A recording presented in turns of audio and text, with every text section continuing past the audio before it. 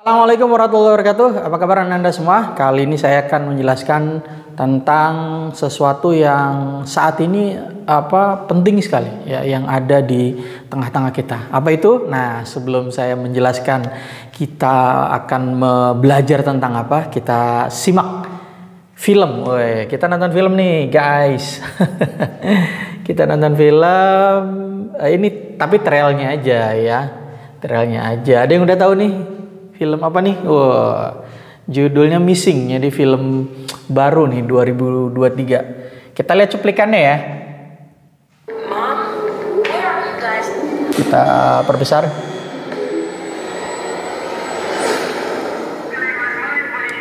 Ya, simak ya.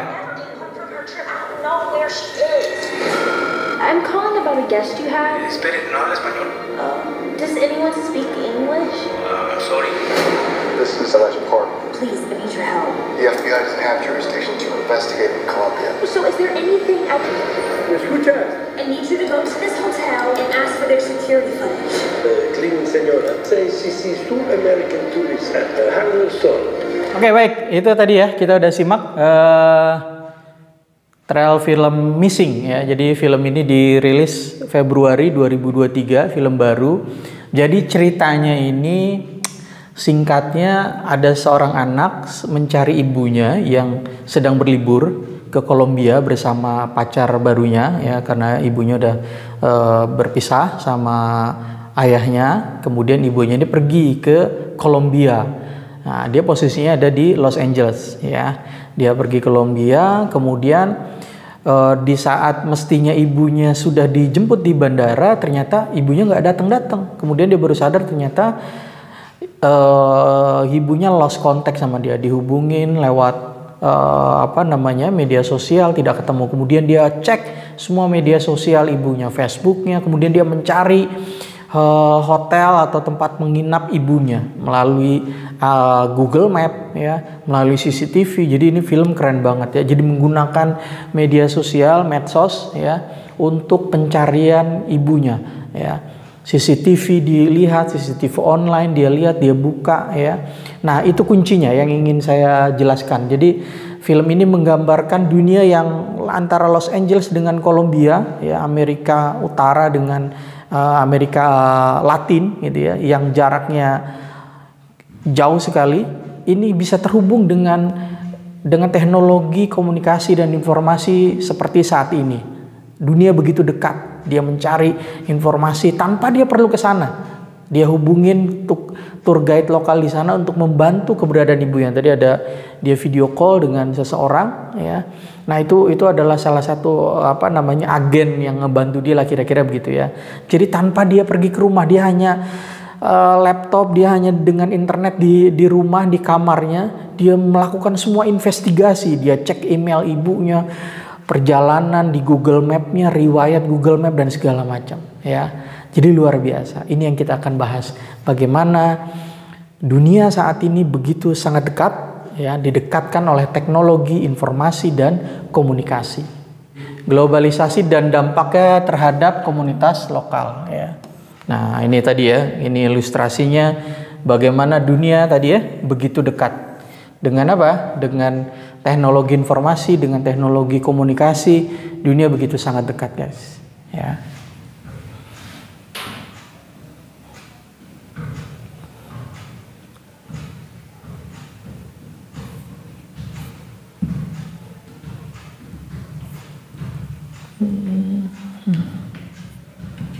Made sejuk.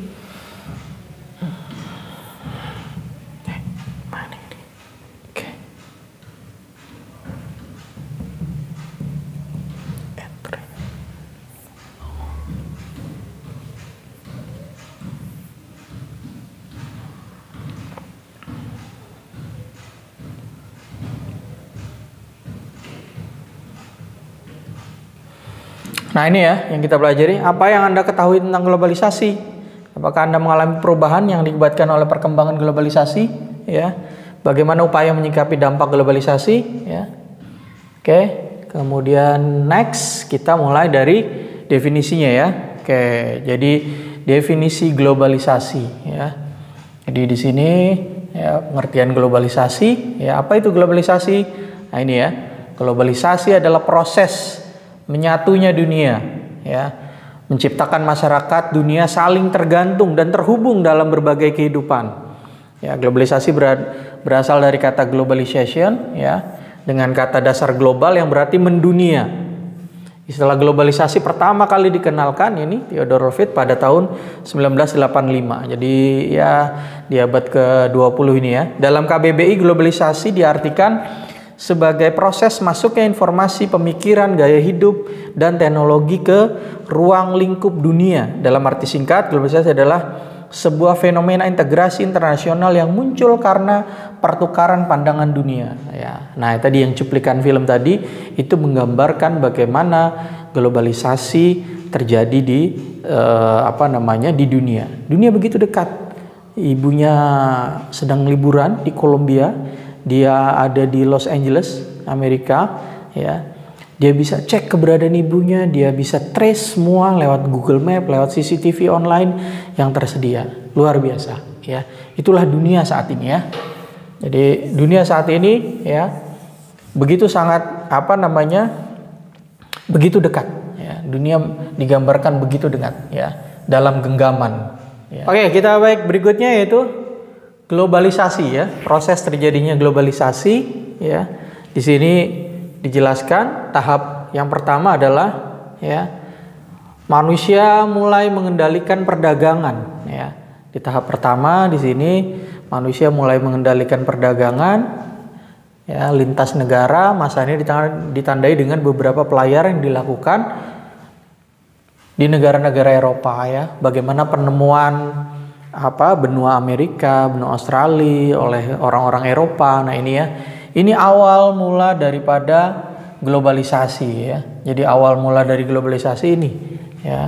Bagaimana pada masa itu ya di negara-negara Eropa melakukan pelayaran. Kemudian tahap berikutnya yaitu masa terjadinya penyebaran agama. Ya, masa ini bersama dengan proses perdagangan antar negara. Jadi bersamaan pencarian rempah ya, kemudian penemuan benua-benua baru itu juga bersama dengan penyebaran agama ya, agama Islam ya, Katolik ya, kita kenal dengan 3G ya, Gold, Gospel dan Glory ya, bagaimana mencari sumber daya kekayaan tapi juga menyebarkan juga agama dan juga menjajah ya, meraih kekuasaan. Kemudian tahap berikutnya ya, tahap yang ketiga itu masa perkembangan industri dan teknologi. Masa ini ditandai oleh adanya revolusi industri. Jadi globalisasi yang terjadi ini juga ditandai revolusi industri yang diawali di Inggris ya abad ke-18 ya. Itu awal mula proses globalisasi, bagaimana dunia menjadi satu, dunia menjadi saling bergantung satu sama lain. Berikutnya masa perkembangan pasar bebas. Nah ini ya, jadi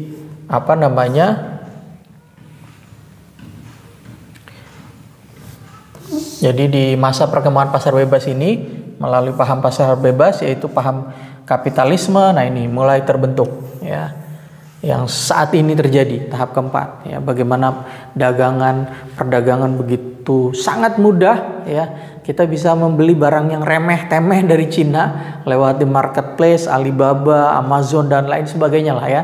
Tinggal klik kemudian barang datang dengan harga yang biasanya juga jauh lebih murah bahkan dibanding kita beli di produk dalam negeri ya, luar biasa. Ya, kemudahan ini kita baru bicara dampak positif ya daripada globalisasi. Baik, berikutnya yaitu faktor pendorong terjadinya globalisasi. Kenapa terjadinya globalisasi ya? Faktor pendorongnya yang pasti pertama tadi ya, pesatnya perkembangan teknologi komunikasi seperti yang tadi di awal, bagaimana film Missing itu menjelaskan bagaimana teknologi ya di bidang informasi dan komunikasi berkembang secara pesat, mempercepat terjadinya proses globalisasi di dunia. Negara-negara yang memiliki infrastruktur teknologi yang mendukung dan memanfaatkan kemajuan tersebut guna kepentingan hidup lebih baik ya dalam kehidupan sehari-hari ya. Kemudian apalagi? Kemudian faktor pendorongnya yaitu integrasi ekonomi ya. Nah, ini integrasi ekonomi juga dijelaskan di sini. Ya, globalisasi berkembang karena adanya integrasi ekonomi dunia. Perkembangan global tidak lagi didasarkan pada pertanian atau industri, tapi dominasi oleh kegiatan perekonomian menghasilkan produk ya berupa informasi, media, hiburan, perangkat lunak, komputer serta jasa ya. Jadi dulu negara-negara kaya itu kalau yang punya sumber daya alam ya, kaya pertanian, sawahnya melimpah. Sekarang enggak ya. Sekarang dunia begitu sangat bergantung dengan teknologi informasi, teknologi ya, industri. Jadi negara yang mampu menguasai itu negara yang akan menjadi negara yang berkembang, negara yang semakin maju. Kemudian berikutnya perubahan politik dunia ya. Jadi perubahan politik dunia ini juga menurut Anthony Giddens, perubahan politik dunia merupakan kegiatan penggerak adanya globalisasi. Faktor-faktor tersebut diantaranya runtuhnya Imperium Uni Soviet tahun 1991, munculnya mekanisme pemerintah internasional dan organisasi regional, dan munculnya berbagai organisasi antar negara internasional. Jadi faktor globalisasi ya ini juga ya. Dunia perpolitikan dunia berubah ya. Kemudian menghasilkan negara yang semakin terintegrasi, semakin menyatu satu sama lain. Berikutnya, faktor berikutnya yaitu berkembangnya perusahaan-perusahaan transinternasional ya, transnasional ya. Jadi lintas negara, lintas bangsa, banyak perusahaan-perusahaan yang berdiri ya memproduksi barang dan jasa ya, jantung perekonomian. Kemudian berikutnya, nah ini ya, kita masuk ke gejala-gejala globalisasi ya. Dalam gejala-gejala globalisasi apa saja ya? Yang di sini yang pertama dijelaskan, yang pertama adalah berkembangnya ilmu pengetahuan ya. Ini gejala pertama dalam globalisasi. Berkembangnya ilmu pengetahuan dan teknologi membuat informasi komunikasi tidak lagi mengenal batas negara atau wilayah. Seperti yang tadi ya di film Missing itu, ya lintas negara, lintas wilayah, karena sinyal itu nggak bergantung, nggak karena Indonesia, oh sinyal ini nggak bisa, nggak ada ya. Jadi negara tanpa batas ya, no borderless ya. Jadi negara benar-benar seperti tidak punya teritori ketika berbicara informasi, komunikasi ya. Nah, kalau kita bicara di kehidupan nyata offline itu kan kita mau nyebrang aja, misalnya kita mau ke Malaysia, misalnya negara tetangga kita, atau Timor Leste lah yang dulu bagian daripada NKRI, itu mesti pakai paspor ya, izin ya. Kalau negara itu menetapkan visa ya berarti kita juga harus membayar visanya ya, dan persyaratan-persyaratan yang rumit. Tapi dengan teknologi informasi itu nggak perlu semua itu ya, nggak perlu. Kemudian gejala berikutnya itu ketergantungan ekonomi antar negara semakin mudah terpenuhi dengan adanya percepatan barang dan jasa. Jadi ketergantungan ya. Nah ini ya yang gejala yang kedua. Antar negara semakin mudah terpenuhi dengan adanya percepatan barang jasa, teknologi, dan modal lintas batas. Kemudian yang ketiga yaitu peningkatan interaksi kultural dengan dukungan media massa seperti televisi. Nah ini ya, interaksi kultural ya. Bagaimana kita terjangkit dengan drama-drama Korea. Bukan hanya dramanya, akhirnya apa? Makanan. Kita juga pemuda-pemuda kita, remaja-remaja kita itu menyukai Korean food ya, makanan-makanan Korea dan seterusnya. Kemudian di sini juga ya, yang keempat, gejala keempat adalah meningkatnya pemahaman sistem politik negara lain yang kemudian dijadikan sebagai referensi untuk perbaikan politik lokal. Nah, kita saling belajar juga dalam dunia politik. Demokratisasi terus berkembang ya. Pemerintahan terus berkembang, good governance, transparansi, karena kita belajar, saling belajar. Kalau bahasa Jawa sawang sinawang gitu ya. Jadi saling lihat-lihatan, longok-longokan, lu ngeliat gue ngeliat lu gitu kira-kira ya. Nah, ini ya. Baik, berikutnya yaitu jenis-jenis globalisasi ya. Kalian bisa lihat jenis-jenis globalisasi. Ada globalisasi informasi, ya. Di sini ada globalisasi informasi, ada globalisasi ekonomi, ya. Ini macam-macam globalisasi. Ya, globalisasi informasi ditandai dengan makin kuatnya arus informasi baik melalui media cetak, media elektronik maupun media sosial, ya. Kemudian ada globalisasi ekonomi terkait dengan pemenuhan kebutuhan manusia dan perdagangan antar negara, itu tadi ya, perdagangan bebas ya di marketplace.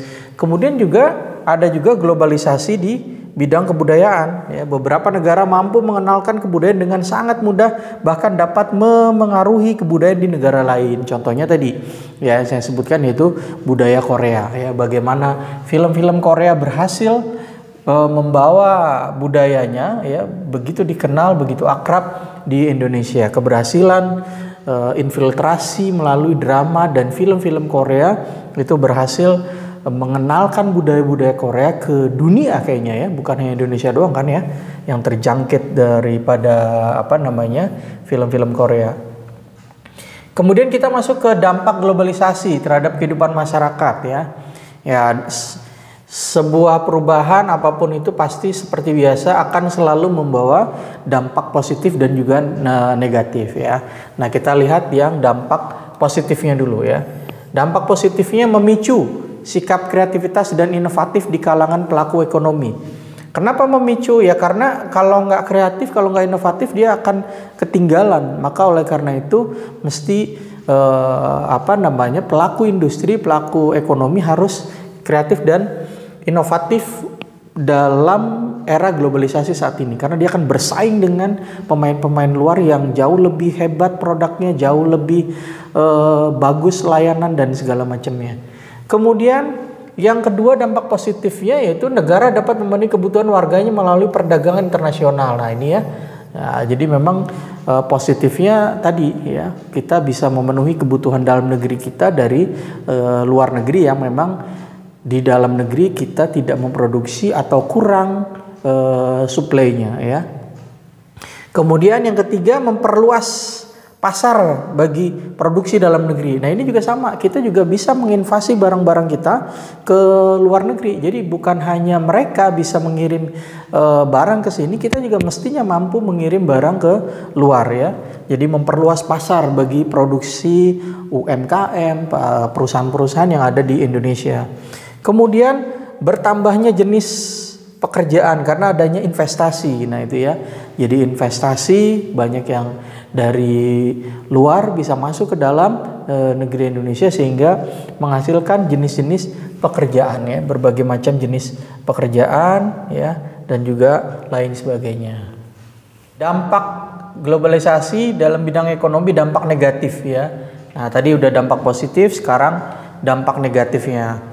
Apa dampak negatifnya? Nah ini ya, yang pertama, industri lemah tidak mampu bersaing. Nah ini mau tidak mau industri-industri yang lemah ya dia kalah bersaing dengan industri global yang sudah besar, ya. Jadi yaitu kapitalisme di mana pelaku usaha yang besar dia mampu bertahan, yang kecil makin tertindas. Nah itu dampak negatif daripada globalisasi. Kemudian yang kedua masuknya tenaga asing sehingga lebih mendominasi dibandingkan tenaga lokal, ya. Kita sering dengar kabar tenaga kerja dari Cina, ya, dan lain sebagainya sebenarnya. Ya Cina sebenarnya nggak disalahkan juga karena memang dia sedang benar-benar jadi raksasa ekonomi dunia sehingga menginvasi negara-negara, ya, melalui jalur ekonominya, ya, melalui proyek-proyek besarnya. Dan ya Cina ini ketika membuat sebuah proyek di sebuah negara, maka dia juga memanfaatkan tenaga kerja dia, ya, bukan daripada tenaga lokal yang ada di negara tersebut, ya. Kemudian berikutnya banyak pilihan, ya, banyak pilihan berdampak pada konsumerisme. Nah ini mau nggak mau, ya, jadi biasa kita gitu, ya, kita dulu nggak pernah beli macam-macam, sekarang jadinya beli macam-macam. Karena apa? Ya karena ada gitu, ya, barangnya tuh ada, apalagi produk-produk yang ada di marketplace yang dulu kita nggak kepikir, iya ya ada apa gitu, ya, jadi kita beli, ya. apa namanya, yang terkadang sebenarnya nggak penting-penting amat, tapi karena ditawarkan begitu gencarnya promosi, akhirnya kita beli. Nah ini ya, jadi dampak negatifnya perilaku konsumerisme. Jadi kita membeli kadang di luar nalar ya, di luar kebutuhan yang kita butuhkan sebenarnya. Kemudian berikutnya terjadi pembagian kerja dunia ya. Jadi pembagian kerja dunia ya, jadi pembagian kerja dunia dari sini ya. Nah ini juga sama dampak negatif ya. Jadi ada pembagian kerja dunia ya, ada yang produksi ini, produksi itu, dan seterusnya ya. Kemudian berikutnya kita bisa lihat lagi slide berikutnya, yaitu ini tadi dampak negatif ya, dampak negatif global. Kemudian ini dampak positif di bidang sosial budaya ya, budaya lokal dikenal di dunia ya. Nah ini dampak positifnya dibagi sosial media, dari mulai kita dari sini ya. Ini kan globalisasi ya, bagaimana ini budaya kita gamelan, kita bisa mengenalkan juga, menumbuhkan sikap toleransi antar masyarakat. Ya, toleran kita terhadap budaya-budaya yang masuk ya. Kemudian kehidupan masyarakat semakin maju. Kemudian masyarakat dapat mengenal juga kebudayaan-kebudayaan asing ya. Nah, ini secara umum mengubah pola pikir masyarakat yang semula tradisional menjadi lebih modern. Kemudian berikutnya, nah ini dampak negatifnya ya. Dampak negatifnya ya terhadap kehidupan sosial budaya. Kita bisa lihat di sini akan muncul culture shock ya, yaitu kejutan budaya atau gegar budaya. Jadi kita kaget karena menerima budaya asing gitu ya. Kemudian kagetan. Biasanya apa? Kagetan itu biasanya terkadang bisa menimbulkan konflik sosial ya. Penerimaan tentang budaya baru di masyarakat kita. Kemudian munculnya culture lag, ini ketertinggalan ya, kelambatan. Ya, jadi lambat kita mengikuti budaya tersebut. Kayak apa ya, teknologi ya, generasi orang tua kita biasanya gagap. Ya, yang paling sering dibicarakan misalnya literasi di media sosial gitu ya, kemampuan orang-orang tua kita ya. Biasanya yang umur 50-an, 60, 70 itu ketika menerima informasi dia telan bulat-bulat, mereka menganggap apa yang ada di internet, apa yang ada di YouTube ya, di Google ketika dia searching itu semua benar ya. Padahal ternyata itu kan semua orang bisa menginput, semua orang bisa memberikan berita, informasi, pengetahuan apapun bahkan di luar kapasitasnya dia ya. Nah, ini ya. Jadi itu keterlambatan. Itu juga termasuk culture lag yang masyarakat kita alami. Dia gegar, dia nggak mampu yang menyaring informasi. Oh ternyata ada yang hoax, ada yang memang valid. Kemudian berkembangnya etnosentrisme, yakni merasa budayanya paling benar atau baik. Nah ini juga ya. Jadi karena berbenturan dengan budaya lain, dia menganggap enggak lah, saya yang budaya yang paling keren. Kemudian masuknya pola hidup budaya barat. Nah ini ya, westernisasi, semua serba kebarat-baratan, makanan, nama minuman, semua serba Inggris-Inggrisan gitu ya. Saya sering sampaikan dulu misalnya, kan di meme juga banyak tuh ya, kopi. Kalau kopi harganya 3.000, tapi kopi itu bisa 20.000 sampai 50.000 gitu kan ya. Perumahan juga gitu ya. Coba biasanya sering saya mencontohkan di dekat kita ada juga tuh, ada poster besar perumahan Resident Riverside. Wih, keren ya, Resident Riverside. Padahal kalau di Indonesia kan perumahan pinggir kali. Nah, coba ya, kalau misalnya pakai perumahan pinggir kali kan nggak ada yang mau beli. Tapi ketika pakai Riverside Resident gitu ya, itu keren, bisa MM-an gitu ya. Nah ini juga ya pola budaya hidup barat. Kemudian perubahan dari kehidupan berdasarkan kebersamaan menjadi individualis. Mau tidak mau globalisasi ini membuat masyarakat kita makin individualis ya. Kita tidak bergantung interaksi kita makin lemah dengan di dunia nyata. Kita lebih banyak di media sosial, di internet, dan seterusnya. Kemudian peralihan masyarakat agraris menjadi masyarakat industri modern. Nah, ini juga dampak negatif. Jadi sawah kita makin banyak yang hilang karena tadi industri, semua fokusnya ke industri. Pemenuhan rumah segala macam ya. Kalau Anda pergi ke kampung misalnya, lagi pulang kampung itu Anda lihat sawah, kalau Anda mungkin waktu kecil pulang dengan yang sekarang, itu banyak sawah yang dulunya sawah kemudian berubah jadi rumah ya, jadi pabrik dan seterusnya dan seterusnya. Nah, itu juga efek daripada globalisasi. Kemudian berikutnya yaitu dampak globalisasi di bidang politik. Nah, ini ya, ini dampak positifnya ya. Di bidang politik apa saja? Meningkatkan hubungan diplomatik ya antar negara, pasti karena teknologi komunikasi semakin mudah sehingga hubungan diplomatik antar negara itu makin kuat, makin intens. Kemudian apalagi mendorong mewujudkan good governance ya, government atau pemerintahan yang baik. Karena apa? Karena kita saling belajar. Yang tadi saya sampaikan ya, sawang sinawang, saling lihat-lihatan. Oh, di sana keren loh negara itu ya kan, makanya kita sering dengar politisi kita atau pemimpin kita itu harus meniru Amerika, kita harus meniru Jepang, kedisiplinan Jepang, tepat waktu, bagaimana industri Korea Selatan, industri hiburannya sangat bagus dan seterusnya. Ya, itu kita belajar, termasuk juga dalam bidang politik. Ya, demokratisasi di negara-negara lain itu kita contoh, kita tiru. Ya, proses birokrasi yang semakin baik juga kita tiru. Digitalisasi dalam pemerintahan juga ya. Kemudian meningkatkan dukungan atau partisipasi aktif untuk menciptakan perdamaian. Nah, ini juga ya dampak positif dalam bidang politik. Kemudian pemerintah dijalankan secara terbuka demokratis ya, adalah pemerintahan adalah bagian dari suatu negara. Nah, ya. Jadi kenapa terbuka ya? Karena semua nggak bisa ditutupi saat ini. Nggak ada yang bisa ditutupi ya. Pemimpin itu nggak bisa menutupi, semua terbuka. Semua bisa speak up, semua bisa jadi wartawan sekarang, ya. Semua bisa jadi mata-mata, ya. Sehingga sulit sekali menjaga informasi, menutupi sebuah informasi yang sangat penting, krusial, ya. Tidak bisa bocor. Hari ini itu sulit, ya. Karena tadi globalisasi, dunia tanpa batas. Di semua dinding punya mata, punya telinga, itu, ya.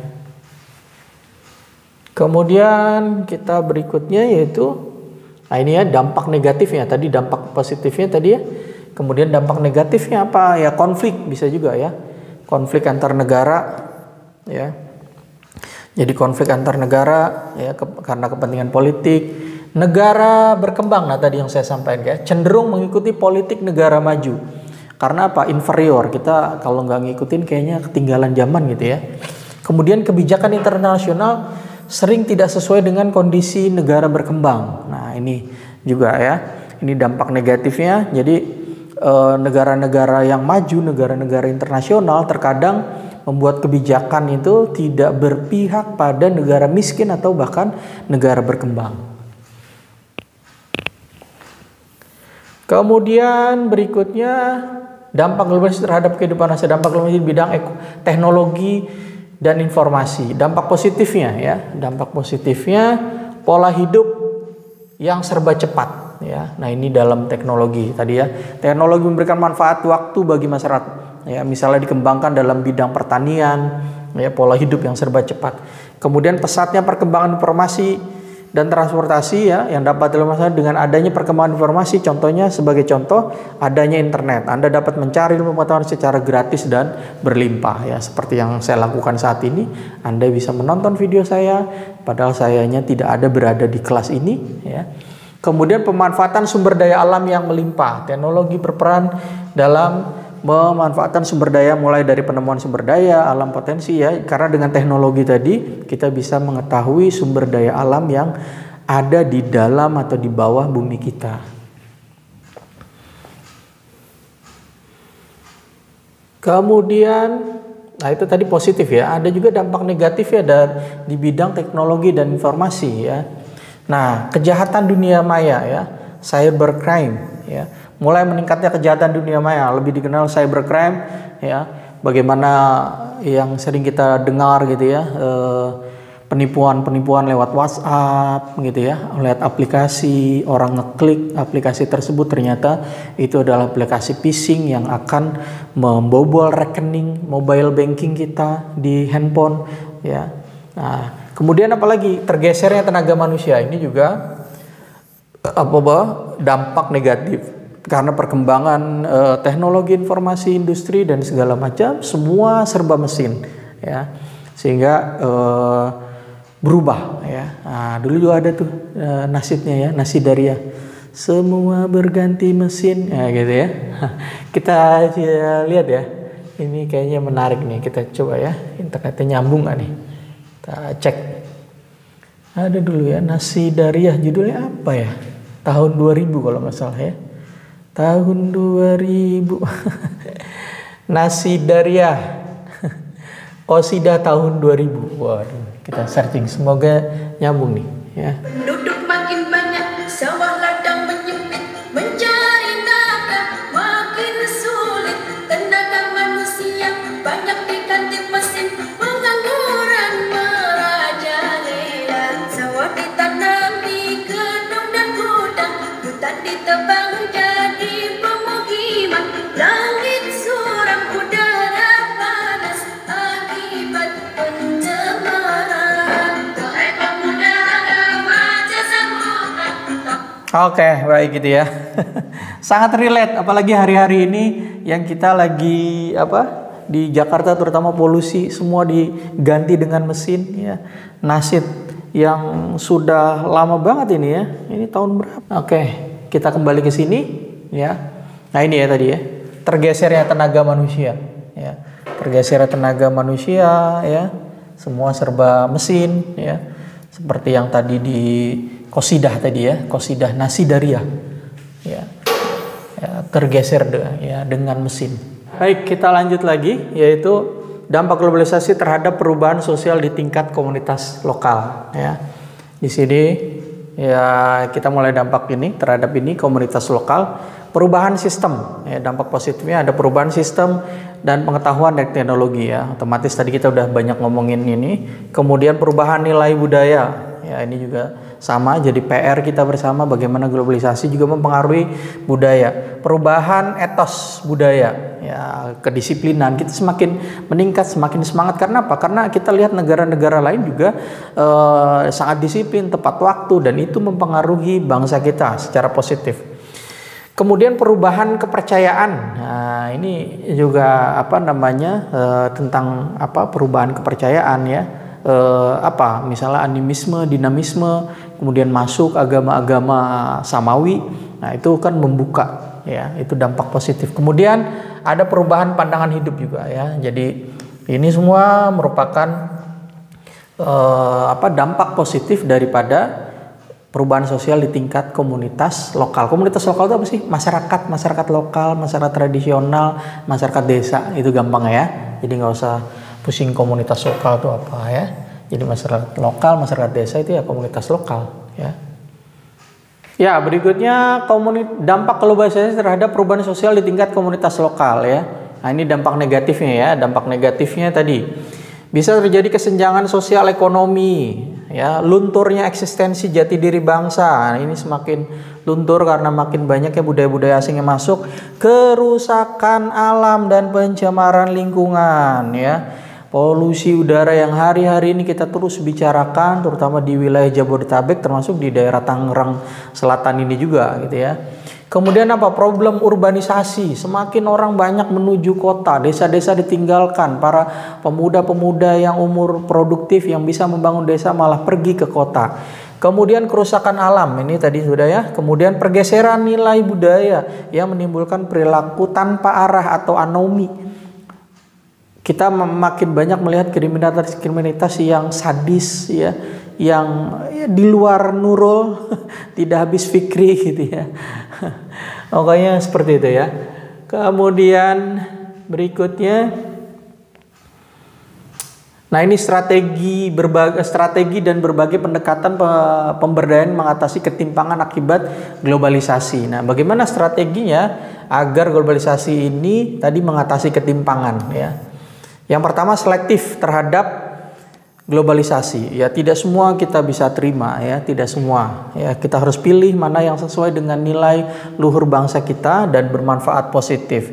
Kemudian peningkatan kualitas sumber daya manusia, pasti SDM kita harus meningkat untuk bersaing. Karena kalau SDM manusianya, pendidikan, pelatihan itu harus harus baik. Kemudian menciptakan peluang kerja, ini juga harus, ya. Jadi peluang kerja harus diciptakan. Menumbuhkan sikap bangga terhadap identitas bangsa Indonesia, ini juga harus dikuatkan. Meningkatkan posisi terhadap implikasi globalisasi, ya, menentukan posisi. Ya, jadi kita harus tahu posisi kita harus Indonesia harus jelas posisinya. Kita mau kayak apa sih, ya? Ini kan menyerang di tengah globalisasi, kita karakter bangsa kita tuh mau kayak apa, ya? Maka ini harus jelas posisinya. Kemudian berikutnya, nah ini ya terakhir simpulan, ya, apa yang tadi kita sudah bicarakan di sini semua ada, ya. Jadi kesimpulannya, globalisasi dampaknya ke humanitas meliputi, kita tadi bicara pengertian globalisasi, ya. Pengertian globalisasi, bagaimana globalisasi terjadi, apa saja faktor pembentuknya, gejala globalisasi, jenis-jenis globalisasi, kemudian dampak globalisasi di bidang ekonomi, di bidang sosial budaya, kemudian di bidang politik, kemudian di bidang teknologi dan informasi. Kemudian dampak globalisasi terhadap perubahan di tingkat komunitas lokal, itu bagaimana terhadap perubahan sosial di tingkat komunitas lokal, dampak negatif terhadap perubahan sosial di tingkat lokal. Kemudian bagaimana strateginya ya selektif, kemudian peningkatan SDM, menciptakan peluang kerja, menemukan sikap bangga, menentukan posisi terhadap implikasi globalisasi. Baik, itu yang bisa saya sampaikan. Setelah ini Anda kerjakan kuis yang ada di e-learning, ya. Nanti saya berikan token dan ininya melalui perwakilan kelas. Terima kasih, semoga bermanfaat. Assalamualaikum warahmatullahi wabarakatuh.